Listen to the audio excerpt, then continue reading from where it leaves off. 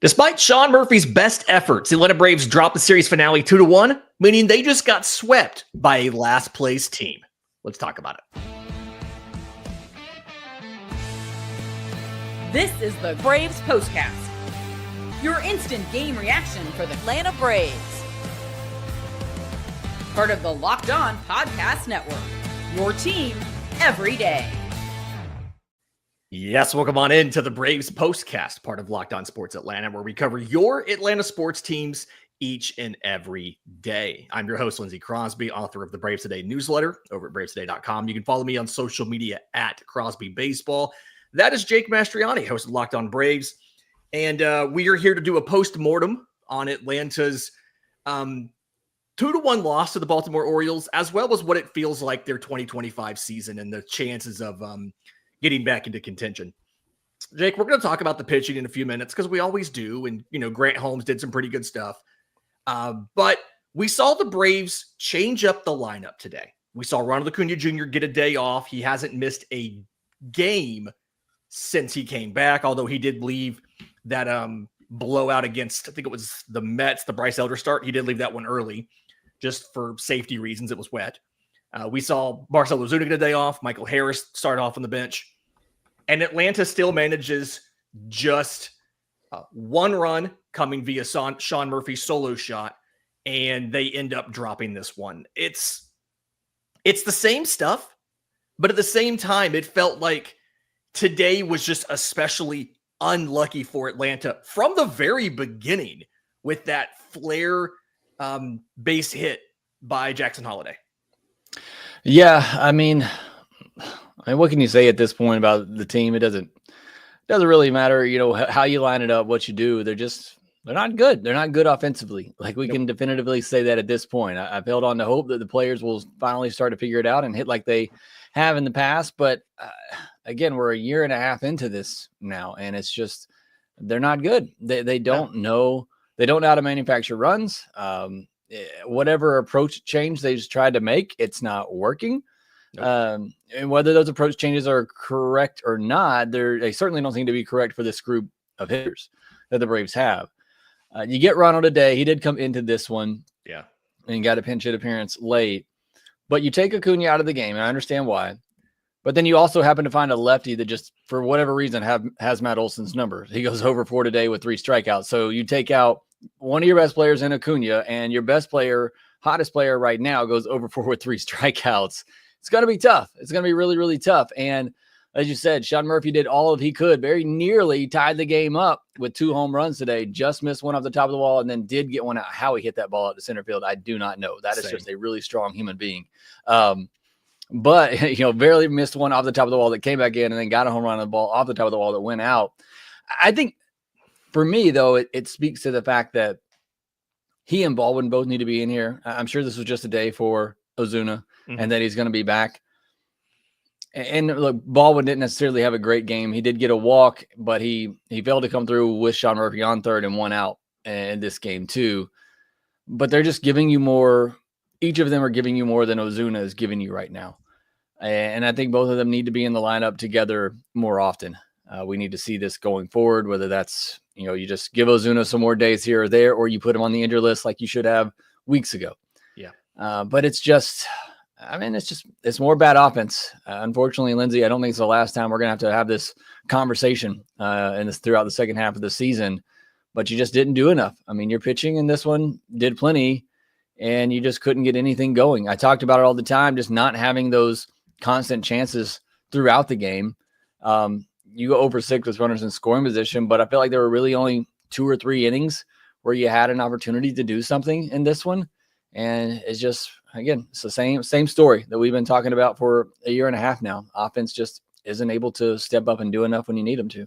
Yeah. And when you look at, it was 7 hits.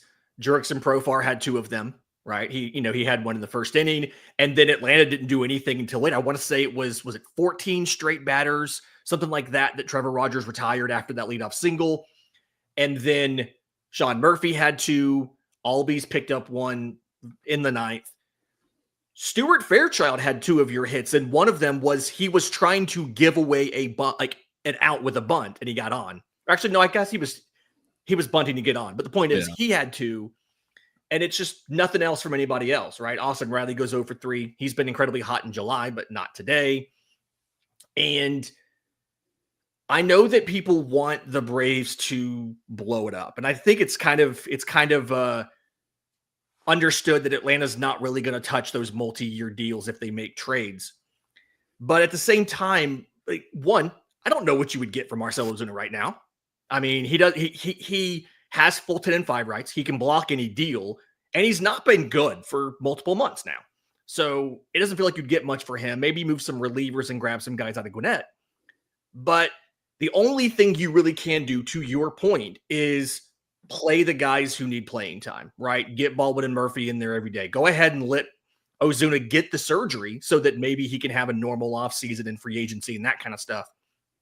It's just, I mean, as much as you can stick a fork in a team that had World Series aspirations to enter the year, they're now 39 and 50. So they're 11 games below 500. And again, they just got swept by a 5th place team. And the stat here at the very end is they are 1-9 in their last 10 games. And in 6 of those losses, they scored either 1 or 0 runs. And like that's no consistency offensively. I mean, it's the same thing. They'll have a breakout game every now and then where they score 6 or 7 and we all get hopeful thinking that something's going to change. And then it's 0 or 1 the next day. And you can't overcome that. I think if you look forward to the second half, and I know we're not quite there yet, at least in terms of the All-Star break kind of being that breaking point. I saw a good point on social media. I forget who it was, so I apologize for not giving credit here. You need to play Baldwin more often anyway, but also just because you want to try to get that Rookie of the Year so that you can get that extra draft pick, and all of that. That's one thing. I just want to, and I think you're going to touch on this maybe in an upcoming podcast. I want to see them figure out what is their identity going to be offensively and just pick something, because this has been a boom or bust offense in the past. And that's been great for the regular season, but I do think it's come back to hurt them in the postseason. Yeah. So I think they rightfully wanted to try to make a change to become a more well-rounded offense, but it's made them just worse. It's taken away the power and they're not hitting for average. And so I just don't think this is the group that you can do that with. So for what I really want to see with this offense going forward, other than players just kind of hopefully turning things around, I want to see this offense just find out what their identity is going to be again. Because right now they just seem lost. They seem stuck in the middle of not being that boomer bust team that they were, but also they're just not quite capable of being this team that's more well-rounded. They can hit for average, do the little things. They certainly know they can't do the little things. And it's just find out what you want to be. What offense do you want to be going forward? That's kind of what I'm going to be looking for with this offense in the second half. Yeah, the sacrifice that they made to take more pitches and draw more walks, they're not significantly better in that area. And what they gave up was not the strikeouts. They gave up the booms. They gave up the home runs, the aggressive hitting, the hard hit balls. That's what they gave up to try to draw those more walks. And it just doesn't work with the personnel or the inconsistency from the entire offense. So definitely a lot of improvement we need to see in the second half. Something we did see good today. I was surprisingly pleased with the pitching performances. Obviously wasn't enough to win, but not their fault. We'll get to that next, right here on the Braves Postcast. You ever wish managing your money felt easier? With Monarch Money, it can. Whether you're growing your savings or planning a big purchase like an office park, Monarch puts you in the driver's seat. It's like having your own personal CFO, giving you full visibility and control over your finances. Because Monarch Money is more than just a budgeting app. It's a complete financial command center. You can track all your accounts, investments, and spending in one place. So in addition to just managing your money, you're also building wealth. There's sometimes when I kind of look and I realize, oh my gosh, I've spent so much money on streaming subscriptions just to watch the Atlanta Braves because MLB puts games on 7 or 8 different broadcast outlets. Monarch Money can help you realize how much you're spending and selectively choose where to spend your money going forward. So take control of your finances with Monarch Money. Use code LOCKEDONMLB at monarchmoney.com for 50% off your first year. That's monarchmoney.com, code LOCKEDONMLB for half off your first year. All right, Jake. So Grant Holmes gets the start here. He's pretty much your most reliable remaining starter. 6 innings, 4 hits, 2 runs, 3 walks to 5 strikeouts. Wasn't as incredibly efficient as we would have liked, right? Takes 96 pitches to get through his 6 innings, only 61 strikes. Flip side for that, Trevor Rogers, 88 pitches, 60 strikes. But he absolutely did enough to win. That's a quality start. That normally would be enough. The thing that I'm concerned about is with all of these injuries, you put Schwellenbach on the 60-day IL today to make room for Jesse Chavez. Can Grant Holmes continue to put up this kind of innings all season? Or is he going to hit that 150 kind of wall and all of a sudden September's going to roll around and you're not going to have anybody from your opening day rotation? Yeah, I think part of that depends on where you are too. Like if this season just becomes completely out of reach, and I know a lot of you think that's already there, that's the case.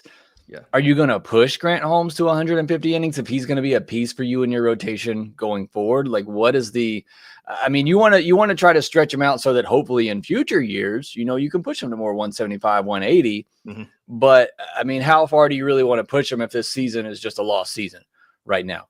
But you're going to need him. I mean, if you had any hopes of trying dreams, which that's what they are at this point, are dreams of getting back in it this season, you need Grant Holmes. And this start, I think, is a microcosm of kind of who he is. We've talked about it all the time. The walks are something that he struggled with. The home runs, well, he had a little bit of that. Now, I will say the defense was really good in this one for the Braves. It kept them in the game. It made several plays. He got 3 double plays in this one. That really helped Grant Holmes because he was putting on a lot of base runs, especially early in this game. Yeah. It seemed like he was just really struggling with that command. Hit a batter also early. Yep. But he just, he was able to work through it. So again, he just continues to give you those valuable innings, keep you in games despite all of that, despite the control issues at times. 17 whiffs in this one. It's just really frustrating. I talk about the defense, which I think for the most part has been really good this year. We talked about the starting pitching, up until you lose Sale and Schwellenbach. It's just, again, I know we've moved on from the offense, but it's just even more frustrating that you've had pretty much everything else working for you, defense, pitching, and the one thing that you really were hoping was going to carry you this year, no matter what, was that offense. And it's just been so bad that it couldn't overcome good pitching and good defense. But yeah, Grant Holmes doing his job, doing exactly what Braves needed him to do, keeping them in this ball game. Just wasn't enough offense. Yeah. And then Dylan Lee, 7 pitches for his inning, which is pretty dominant. Pierce Johnson and Raisel Iglesias are 2 guys that either Iglesias, unrestricted free agent after this year, Johnson has a club option. So both could be on the move. It's tempting when you see these guys pitch back-to-back like this in a game like this was today. It's tempting to say, like, hey, there's the showcase. There's the look. These guys are pitching well right now. They're available. Again, you're 11 games below 500. I know at some point in time, and you alluded to it, like we may think that this is done, that this team is finished, but the Braves have to make that decision. Mm-hmm. If they do, it feels like because of the issues with Ozuna, because of the questions about, say, Ozzie and things like that, it feels like the biggest trade chips for this team are those 2 guys. Is it the right usage rather than, I know it was close and you could have gotten back into it and that's why they used them, but is it right to keep running them out there every high leverage chance you get and let them show that they are in good shape and pitching well so that you can make them more attractive for a trade? Like, is this the way that Braves should be handling this? Yeah, I mean, I think so. And look, while we're saying it's mostly done, the Braves aren't thinking that, or at least I hope that's not the case. So, I mean, they're playing to win. They're playing for a miracle. I mean, if I'm on that team and I'm a player, I can't just sit here and give up. I got, how many ever games left on this season, 70-something games left. I can't just give up on that. So they're going to continue to manage it and play like that. And I think they should. And even in that, it's still showcasing those guys and showing what they can do if you do ultimately trade them. Yeah. All right. So again, Braves dropped this one 2-1. They have dropped the series. They are now 11 games below 500, which I think might be the low point. I haven't necessarily checked that, but I believe if it's not the low point, it's pretty close. Every time we think there's rock bottom, there is yet another level to go to. So the Braves are off tomorrow. They are flying out today, apparently, for Sacramento for 3 against the A's. Rotation here, Didier Fuentes versus lefty Jeffrey Springs on Tuesday, Bryce Elder versus righty Mitch Spence on Wednesday, and then Spencer Strider versus lefty JP Sears on Thursday. Going to be a tough series for everybody. That's not an easy ballpark to play in. These games are very late for all of us. 10:05 Eastern the first 2 days, 9:05 Eastern on getaway day, which is kind of surprising because Atlanta has to play the very next day in St. Louis. But we will be back with more. It'll be some combination of me and Jake for this week. These are late games again, but we're going to be here. We're going to talk about it because if nothing else, as you guys have said numerous times in the comments, thank you for being here, by the way, this is like therapy at times. So for Jake Mastroianni, I'm Lindsay Crosby. This has been the Braves Postcast.